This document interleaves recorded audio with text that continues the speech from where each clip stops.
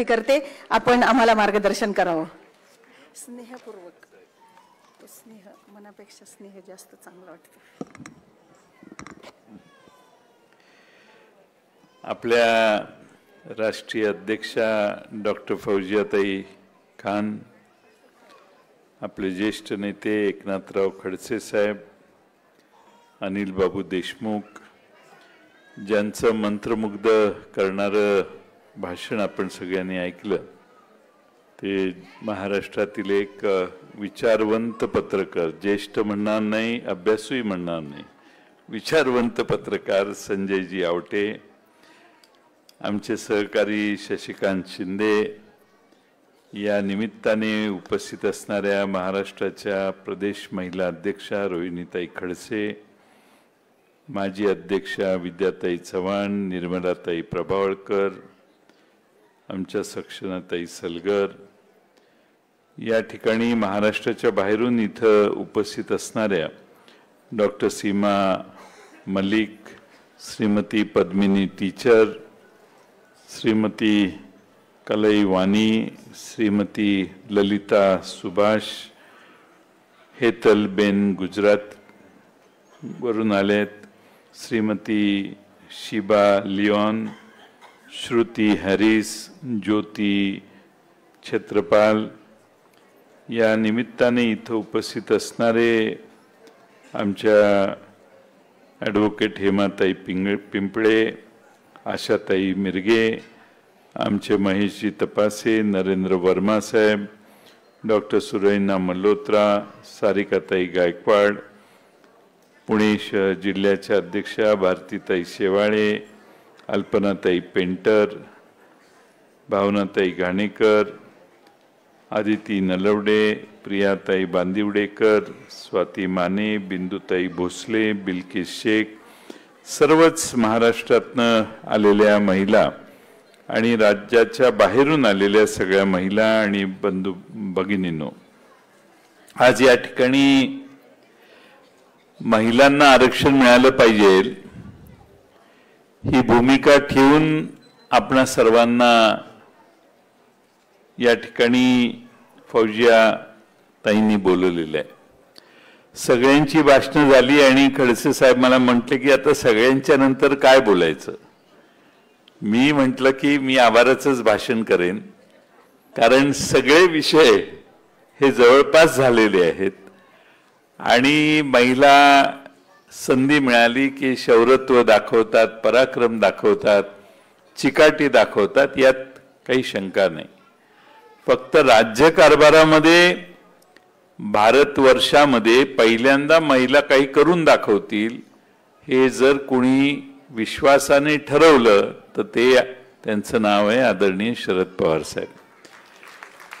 पहिल्यांदा त्यांनी 30% आरक्षण केलं, मग राजीव गांधींच्या लक्षात आल्यावर त्यांनी 33% आरक्षण केलं आणि मी मधल्या काळामध्ये ग्रामविकास मंत्री होतो 9 ते 14, त्यावेळी त्यांनी मला बोलून सांगितलं आता 50% करण्याची वेळ आलेली आहे. मी म्हटलं की 30%ला महिला मिळवता नाकी नाही म्हटले 50% करा आणि 50% आरक्षण आज जे महाराष्ट्रात आहे तेही शरद पवार साहेबांच्या आग्रहाने मिळालं. आज देशाचा खासदार आणि आमदारांच्या आरक्षणाचं काय हा प्रश्न अनुत्तरित होता. केंद्र सरकारने घोषणा केलेली आहे की 2029 पर्यंत आम्ही हे आरक्षण आणू. त्यासाठी मधल्या काळात 26-27 साली डिलिमिटेशनचा कायदा आणून त्या दृष्टीने या देशात नवे विधानसभा लोकसभेची क्षेत्र तयार होतील आणि मग वाढलेल्या क्षेत्रात ही आरक्षणं महिलांची देखील त्यात घालण्यात येतील. त्यामुळे 29 पर्यंत आपण राज्यकर्त्यांच्यावर विश्वास ठेवणे आवश्यक आहे. 29 पर्यंत आपल्याला दुसरा काही ऑप्शन नाही. मग हा खरंच व्हावं म्हणून फौजियाताईंनी तुम्हाला इथं बोलवले. आपण जर काहीच प्रयत्न नाही केले तर 29 कदाचित 34 होऊ शकतं किंवा 38 देखील होऊ शकतं. त्यामुळे फौजिया खान यांनी देशातनं काही निवडक महिलांना आणि राज्यातनं आपणा सर्वांना बोलवले. ते सरकारवर दबाव आणला पाहिजे. सरकारवर प्रेशर बिल्ड केलं पाहिजे आणि महाराष्ट्रातूनच नाही तर देशभरातून हा प्रयत्न झाला पाहिजे. यासाठी डॉक्टर फौजियाताईंनी आपणा सर्वांना आज या ठिकाणी एकत्रित बोलवले. मला खात्री आहे की आतापर्यंत ज्या ज्या भाषणं सगळ्यांची ऐकली त्या सगळ्यांमध्ये आपल्याला लक्षात आलं असेल की हे आरक्षण देण्याची किती गरज आहे. आमच्या मिरगेताईंनी तर सांगितलं तुमच्यातल्याच भविष्यात आमदार आता तयार होतील. कुठे गेले? तुमच्यातूनच आमदार तयार होतील, तुमच्यातूनच खासदार. हे खरं आहे आणि त्यासाठी आपल्या महाराष्ट्रातल्या आणि देशातल्या सगळ्या महिलांची जागृती करण्याचा प्रयत्न आपण सगळ्यांनी केला पाहिजे. मला वाटतं की आपल्याला अनेक मोठी परंपरा आहे. काल परवा ऑपरेशन सिंदूर झाल्यावर कर्नल सोफिया कुरेशी आणि व्योमिका सिंह यांना केंद्र सरकारच्या आर्मीने पुढे केलं आणि त्या दोघींच्या मार्फत ऑपरेशन सिंदूरचं वर्णन सांगण्याची त्यांना जबाबदारी दिली. याचा अर्थ सैन्यात देखील खांद्याला खांदा लावून महिला आज लढतायत. पण त्याचं मूळ पुन्हा एकदा पवार साहेबांच्या निर्णयात आहे. संरक्षण मंत्री असताना पवार साहेबांनी या देशातल्या महिलांच्यावर विश्वास टाकला आणि संरक्षण दलात देखील महिलांना संधी आरक्षण देऊन देण्याचं काम केलं.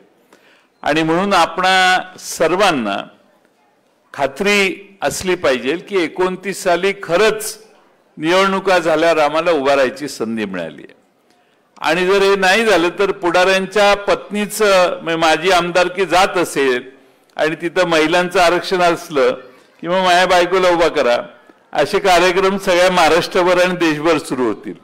आणि म्हणून महिला कार्यकर्त्यांनी पुढाकार घेऊन आपणही तेवढे सक्षम आहोत हे दाखवण्याचं काम केलं पाहिजे. एक तर आरक्षण मिळवलं पाहिजे, त्यासाठी आपला संघर्ष चालू असला पाहिजे.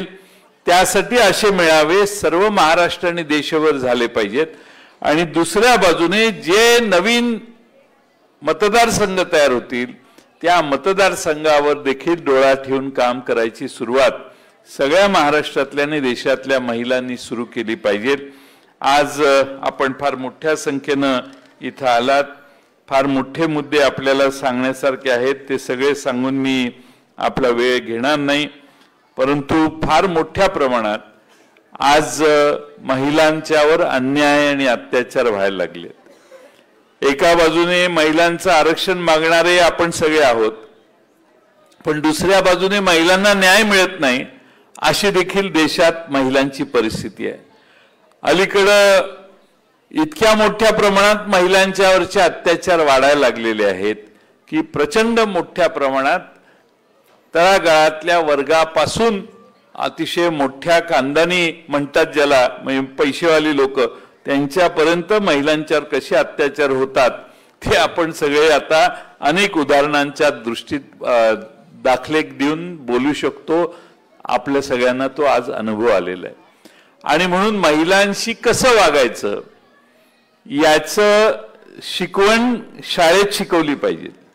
महिलांशी आदराने वागावं, महिलांना रिस्पेक्ट द्यावा, हा शिकवणीचा धडा एकदा दुसऱ्या तिसऱ्या चौथ्या पाचव्या सहाव्यात कुठंतरी घातला पाहिजे. आम्हाला हे माहीतच नाहीये.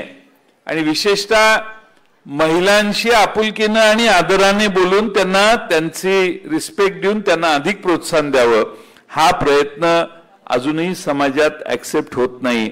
आणि म्हणून आज महिलांच्या मागे उभा राहण्याचं काम जे आपण सगळ्यांनी करण्याची जबाबदारी आहे त्याकडे लक्ष वेधण्याचं काम राष्ट्रीय महिला परिषदेच्या निमित्ताने आमच्या आदरणीय फौजियाताईंनी आणि त्यांच्या देशातल्या सर्व सहकाऱ्यांनी केलं.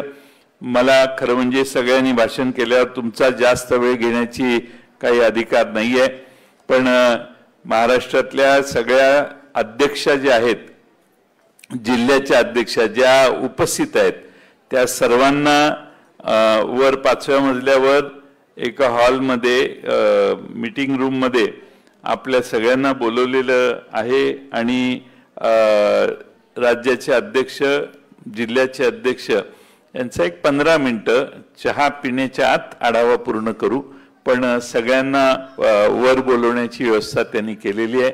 आपण सगळे इथं आलात याबद्दल आपल्या सगळ्यांचं, सगळ्याच मान्यवरांचं आणि खास करून आवटे साहेबांचं मी आभार मानतो, कारण त्यांनी अतिशय उत्कृष्ट भाषण केलं. आणि उत्कृष्ट भाषण करता करता ते कधी स्वतःच्या कॉलेज जीवनात गेले हेच आम्हाला कळलं नाही. पण हे ती कॉलेजमधली आठवण जी आहे ना, ती मी दुसऱ्यांदा तुमच्याकडून ऐकली. मला शोध घेतला पाहिजे तिचा. शोध करणे हे आवश्यक आहे. आणि आपल्या इथं माग 4-5 पत्रकार बसलेले आहेत, त्यांना मी आवाहन करतो की शोध पत्रकारिता जरा जागवा, किमान हे तरी ओळखून काढा की असं काय आहे की जे आयुष्यभर कळवून देखील रिस्पॉन्स आला नाही, पण व्हॉट्सअपवरच रिस्पॉन्स आला. त्यामुळे व्हॉट्सअपचं महत्व अलीकडे एवढं आहे की तुम्ही छोटंसं जरी काम केलं तर ते सांगायची प्रवृत्ती पाहिजे. आपण काय करतो, तुम्ही सगळ्या काम करता पण आपण आपल्या मोबाईलवर कधी लक्ष देत नाही. आपण केलेलं काम बाहेरच्या जगाला कळवणं हाही आता एक नवा प्रकार सुरू झालेला आहे. आणि आपण जर आपल्या कामाची जाहिरात केली, आपलं काम लोकांच्यापर्यंत पोहोचवलं, आपले विचार लोकांच्यापर्यंत पोहोचवले, तर तुम्हाला देखील अधिक ऍक्सेप्टन्स मिळतो. आपल्या समोर 50 जण असले तरी तुम्ही तुमच्या फेसबुकवर टाकलं तर 1000-1500 लोकांच्या पर्यंत तुम्ही काय आज केलं हे कळतं. आणि म्हणून या सोशल मीडियाचा वापर देखील आमच्या सगळ्या भगिनींनी अतिशय प्रभावीपणाने करावा एवढीच विनंती या निमित्तानं करतो आणि माझं लांबलेलं भाषण पूर्ण करतो. धन्यवाद. धन्यवाद साहेब.